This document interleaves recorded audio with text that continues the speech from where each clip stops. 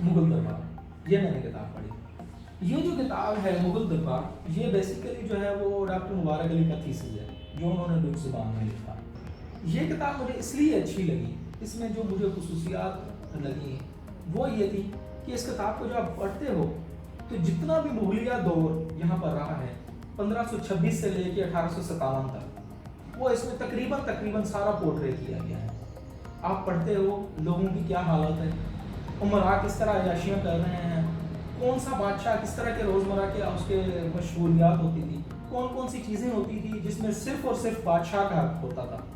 القابات کو کیوں اپنے ساتھ لگاتے تھے، القابات کا مطلب کیا ہوتا تھا، بادشاہ شروع کیسے ہوئی۔ شروع میں جو بادشاہ ہوتا تھا وہ اس کو یہ اس طرح کہتے تھے کہ اللہ میاں کی طرف سے اس کو طاقتیں دی ہوئی ہیں، تو شروعاتی جو بادشاہ کا تصور تھا وہ یہی تھا کہ یہ اللہ میاں کی طرف سے ایک بندہ ہے، اللہ میاں کا ڈائریکٹ کانٹیکٹ ہے اس کے ساتھ، ٹھیک ہے نا۔ تو اسی لیے مسلمانوں نے جو القابات جو اپنائے وہ بھی بیسیکلی اسی طرح تھے، ذل الہی، عالم پناہ، ٹھیک ہے نا، اس طرح کے جو، اور عباسی دور سے یہ شروع ہوتے ہیں القابات۔ اس سے پہلے دیکھ لیں نبی صلی اللہ علیہ وسلم کا دور دیکھ لیں، خلفائے راشدین کا دور دیکھ لیں، یہ امیر المومنین ہے زیادہ تر۔ اس کے علاوہ اور ایک اور چیز جو ڈاکٹر مبارک علی نے ہی بتائی تھی، وہ کسی اور کتاب میں غالباً میں نے پڑھی تھی، جتنے آپ تاریخ کو اگر پڑھیں گے آپ دیکھیں گے جتنے بڑے القابات ہوتے جا رہے ہیں اتنی زیادہ طاقت کم ہوتی جا رہی ہے، اور جتنے کم القابات ہیں اتنی سلطنت بہت مضبوط ہے اور اتنی طاقت بڑی اچھی ہے۔ وہ اکبر کا دور بہت اچھا ہو رہا ہے۔ اس کی ایک بڑی وجہ جو میں سمجھتا ہوں وہ یہ انہوں نے بتائی ہے، وہ بھی بالکل اسی طرح ہی ہے کہ جو قومیں، جو حکومتیں، جو بھی بندہ مذہب کو چھیڑ چھاڑ زیادہ نہیں کرتا وہ زیادہ گرو کرتا ہے۔ آپ ممالک کی مثال دیکھ لیں، آپ دیکھیں کہ جن ملکوں نے زیادہ انوالو کیا ہے مذہب کے اندر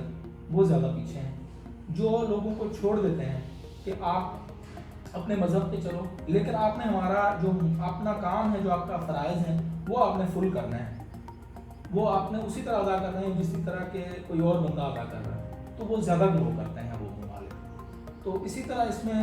بھی یہ بیان کیا گیا ہے کہ اکبر کا جو دور تھا اس میں زیادہ چھیڑخانی نہیں کی مذہب کے ساتھ، جو جس طرح کا مذہب ہے، جس طرح کا اگر ہندو ہیں تو ان کو بھی رسائی ہے وہاں پر، ہندوؤں کو بھی وہ عمرا جو ہندوؤں کے تھے ان کو بھی مراعات مل رہی ہیں، اسی طرح مسلمانوں کو بھی اسی طرح دوسرے اور مذاہب کے لوگ ہیں عمرا ہیں ان کو بھی اسی طرح مراعات مل رہی تھی، ٹھیک ہے نا۔ اور جو بندہ میرٹ پہ تھا اس کو وہ کام دیا جاتا تھا، بجائے اس کے کہ بس اپنا وہ شرفا اپنا جو ہے وہ میرا جو اگر منظور نظر ہے تو میں اس کو بٹا دوں، نہیں، جو میرٹ کا کام تھا۔ اس کے بعد جو ہے وہ آہستہ آہستہ سلطنت ٹوٹنا اور یہ وہ زوال پھر اس طرح آ جاتا ہے کہ مذہب کو بھی میں انوالو کر لیا گیا، نہیں جی جو ہے وہ کافی ساری چیزیں جو ہے وہ بین کر دی گئی، جیسے کہ نوروز کا ایک تقریبات ہوتی تھی، نوروز کی تقریبات وہ ہوتی تھی جو باہر کے اسٹارٹ میں ہوتی تھی، باہر اسٹارٹ ہوتا تھا تو وہ تقریبات ہوتی تھی، وہ بین کر دی گئی، اور اس طرح کی کئی ساری چیزیں تھیں جو بین کر دی گئیں۔ وہ ہندوؤں کے مختلف جو تقریبات تھیں ان کو کہا گیا کہ بس وہی ادا کریں، مسلمان بھی اس میں، پہلے مسلمان بھی اس میں شریک ہوتے تھے۔ عمرا کو اتنا وہ کیوں کرتے تھے کہ وہ جو عمرا تھے وہ ان کا دایاں ہاتھ ہوتے تھے، سلطنت جو تھی وہ عمرا کی وجہ سے ہی چلتی تھی، جو عمرا وفادار رہتے تھے بہت زیادہ ان کو وہ مراعات بھی دیتے تھے، ان کو وہ، اور عام جو امیر ہوتا تھا اس کو وہاں پر دربار میں حاضری اس کی لازمن ہوتی تھی، اگر وہ دربار میں حاضر نہیں ہوتا تھا تو پوچھا جاتا تھا کہ آپ دربار میں کیوں نہیں آئے،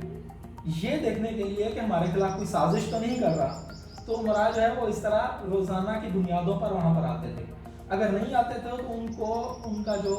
ریزن تھی وہ ریزن دینی ہوتی تھی کہ ہم اس وجہ سے نہیں آئے۔ غریب جو ہے وہ ایک ہی کپڑا پہن رہے ہیں، اگر کوئی غریب جو ہے وہ نوکری کر رہا ہے تو اس کو 3 سے 4 روپے تنخواہ جو ہے وہ مل رہی ہے ماہانہ، اور بڑی مشکل سے اس کا گزارا ہو رہا ہے۔ زیادہ تر یہی ہے کہ ایک دن کی روٹی، ایک ٹائم کی روٹی کھا لیتا ہے، اگر کپڑا ہے تو وہ ایک ہی پہنتا ہے، بعض جو غریب ہیں وہ جوتی بھی نہیں پہن سکتے بیچارے، اتنے وہ غریب ہیں، اگر کوئی پہن سکتا ہے تو وہ ایک جوتی ہے اس کے پاس، ایک کپڑا ہے، وہ اسی طرح اس کو گزارا کرتا ہے۔ تو بہرحال جو امیر تھے ان کی مختلف طبقات تھے، پھر وہ القابات دیتے تھے اپنے شہزادوں کو کہ اس نے کسی نے کوئی کام اچھا کیا ہو تو اس پر ایک تو موٹیویشن ہو، اور دوسرا آپ کو میں نے بتا دیا کہ ہمارا جو وفادار رہے وہ زیادہ عرصہ. پھر جاگیریں دی جاتی تھیں، پھر جاگیریں بھی ان کی جو خدمات ہوتی تھی اس کے حساب سے جاگیریں ان کو ملتی تھی. ایک چیز یہ ہوتی تھی کہ جاگیر جو ہے وہ ایسے نہیں ہوتا تھا کہ آپ کو جاگیر مل گئی تو آپ کے بیٹے بھی اس پر عیاشی کریں، اور آپ کے جاگیر آپ تک ہوتی تھی. جب مر جاتا تھا امیر تو وہ جاگیر جو ہے وہ پھر قبضے میں لے لی جاتی تھی. تو زیادہ تر جو امیر تھے، عمرا تھے، وہ یہی کرتے تھے کہ جاگیر جو ہے وہ پہلے اپنی زندگی میں ہی ان کا کچھ نہ کچھ قرض آیا کرتے تھے. تو القابات جو ہے وہ کیوں رکھتے تھے؟ وہ یہ ذہن میں تھا کہ جو اصل نام ہے اس پر جادو ہو سکتا ہے، اس لیے وہ لقب سے بلاتے تھے بادشاہ کو. ایک چیز، دوسری چیز یہ تھی کہ بادشاہ کا کوئی بھی جسم کا حصہ جو ہے وہ نہیں کاٹتے تھے. اگر کاٹتے تو اس کو، جیسے بال وغیرہ ہیں، بڑے بڑے بال رکھتے تھے بادشاہ، اگر کاٹ دیں تو اس پر بھی وہ جادو ہو سکتا ہے. تیسری بات یہ کہ بادشاہ جو ہے اگر اس کا خون زمین پر بہے گا تو اللہ میاں ناراض ہو جائے گا، روحی جو طاقتیں ہیں وہ ناراض ہو جائیں گی. تو اس وجہ سے وہ اگر بادشاہ کو ٹھکانے لگانا ہوتا تھا تو وہ کسی قالین وغیرہ میں لپیٹ کے اس کو ڈنڈے مار کے، تاکہ اس کا کچھ اس طرح کا طریقہ کیا جائے تاکہ اس کا خون جو ہے وہ زمین پر نہ گرے. یہ طریقہ کار ہوتے تھے بادشاہوں کو. ایک اور چیز یہ کہ بادشاہ کی جو بیماری ہوتی تھی اس کو ظاہر نہیں کیا جاتا تھا لوگوں کے سامنے. اس کی وجہ یہ ہے کہ اگر بادشاہ کی بیماری سامنے آ جائے تو لوگوں میں ایک تو فساد کا ڈر ہوتا ہے اور سلطنت کے ٹوٹنے کا بڑا خدشہ ہوتا تھا. تو بعض اوقات اس طرح ہوتا تھا کہ بادشاہ مر بھی جاتا تھا تو یہ سیدھا راز میں رکھی جاتی تھی چیزیں کہ بادشاہ مر گیا ہے، جب تک نیا بادشاہ بنے تو یہ چیزیں سیدھا راز میں رکھی جاتی تھی. ایک اور چیز، بادشاہ جو ہے وہ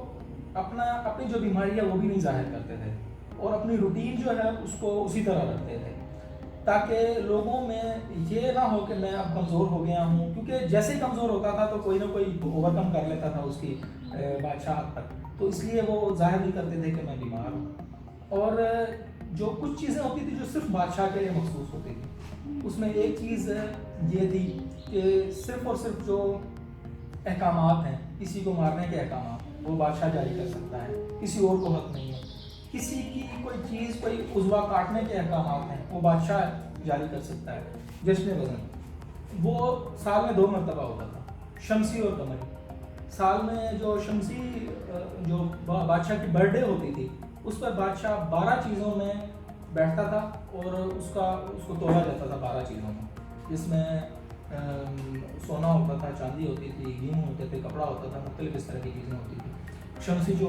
اس کی برتھ ڈے ہوتی تھی اس پر، اور جب قمری برتھ ڈے ہوتی تھی تو اس پر 8 چیزوں میں اس کو تولا جاتا تھا. اس میں بھی مختلف قسم کی چیزیں ہوتی تھیں. اور اگر بادشاہ کا وزن زیادہ ہوتا تھا تو خوشی کا اظہار کیا جاتا تھا کہ پچھلے سال سے اس سال زیادہ جو ہے وہ وزن ہے بادشاہ کا. بوم کی ہے جس چیز نے اس دور میں، وہ میں سمجھتا ہوں کہ ادب ہے، شاعری ہے، آرکیٹیکچر ہے، اس کے علاوہ جو ہے وہ زبان اردو ہے، فارسی ہے. اس نے کافی سارا گرو کیا ہے مغلیہ دور میں. تو باقی یہ چیزیں ساری اس میں لکھی ہوئی ہیں اور بہت مزیدار مجھے لگی یہ کتاب. اس کا ریویو میں نے دے دیا اور کافی ساری چیزیں بتا بھی دی ہیں تاکہ پڑھنے والوں کا انٹرسٹ جو ہے وہ بڑھے، ڈیولپ ہو. اور بہت ہی نہایت سادہ زبان میں یہ کتاب لکھی گئی ہے.